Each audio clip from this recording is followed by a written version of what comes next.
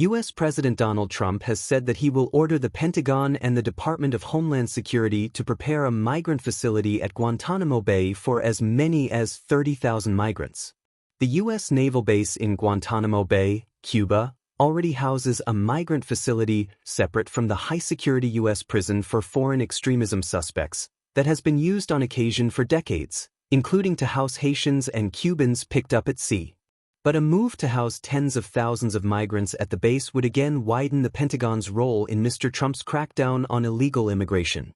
Today, I'm also signing an executive order to instruct the Departments of Defense and Homeland Security to begin preparing the 30,000-person migrant facility at Guantanamo Bay, Mr. Trump said at the White House.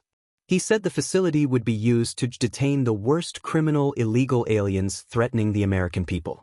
Some of them are so bad we don't even trust the countries to hold them because we don't want them coming back, so we're going to send them out to Guantanamo. This will double our capacity immediately, right?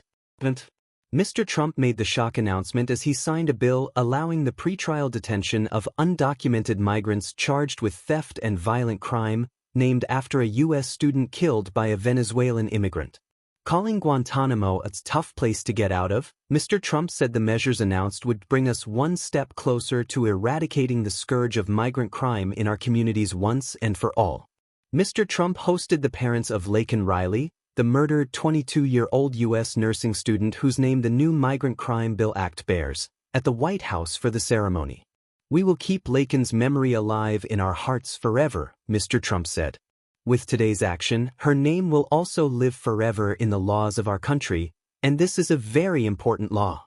It is the first bill Mr. Trump has signed since his return to the White House, and was passed by the Republican-led U.S. Congress. Passed the law just 2 days after Mr. Trump's inauguration on January 20th. Jose Antonio Ibarra, 26, a Venezuelan with no papers, was convicted of murdering Riley in 2024 after she went missing on her morning run near the University of Georgia in Athens. But it was the Guantanamo announcement that will grab the headlines.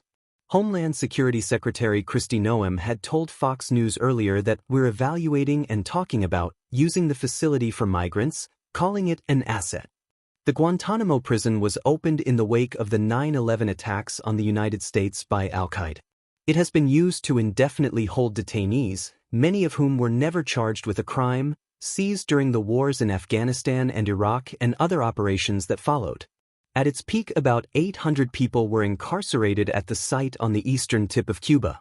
Testimony from detainees documenting their abuse and torture by U.S. security personnel have long prompted domestic and international criticism.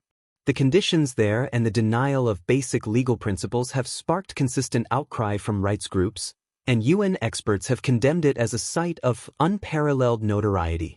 Former Democratic Presidents Joe Biden and Barack Obama both pledged to close the facility, but both left office with the prison still open. Last September, the New York Times obtained government documents showing that the Guantanamo Bay military base has also been used for decades by the United States to detain migrants intercepted at sea, but in an area separate from that used to hold those accused of extremism.